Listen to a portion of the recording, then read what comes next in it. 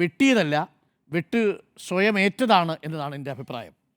എനിക്ക് ഇവിടുത്തെ നമ്മുടെ ഈ കോൺഗ്രസ്സിലെ ചില നേതാക്കളോട് പറയാനുള്ളത്, പ്രത്യേകിച്ച് ഈ വാർഡ് തെരഞ്ഞെടുപ്പിൻ്റെയൊക്കെ ഈ തദ്ദേശ തെരഞ്ഞെടുപ്പിൻ്റെയൊക്കെ ചുമതലയുള്ള കോൺഗ്രസ് നേതാക്കളോട് പറയേണ്ട ഒരു കാര്യം, അല്ല, ഇടത് നേതാക്കളോട് പറയേണ്ടത്, കോൺഗ്രസ്സുകാരോട് പറഞ്ഞിട്ട് പ്രത്യേകിച്ച് കാര്യമില്ല. കാരണം കോഴിക്കോട് കോർപ്പറേഷനിലെ കാര്യം തന്നെ ഞാൻ പറയാം എന്താണ് സംഭവിച്ചതെന്ന്.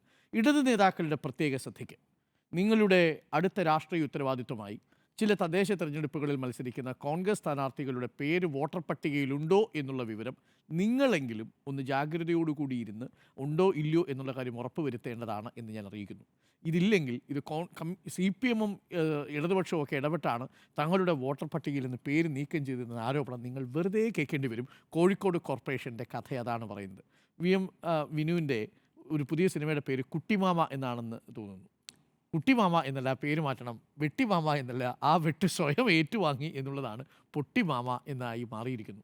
പ്രിയപ്പെട്ട വിനു, താങ്കളൊരു മികച്ച സിനിമാ സംവിധായകനായിരിക്കും. പക്ഷേ തദ്ദേശ തെരഞ്ഞെടുപ്പിൽ ഒരു കോർപ്പറേഷൻ്റെ മേയർ സ്ഥാനാർത്ഥിയായിട്ട് നിൽക്കുമ്പോൾ നാമനിർദ്ദേശ പത്രികയിൽ മിനിമം അറിഞ്ഞിരിക്കേണ്ട ഒരു കാര്യമുണ്ട്. ആ കാര്യം പോലും വിനു ശ്രദ്ധിക്കാതെ പോയി.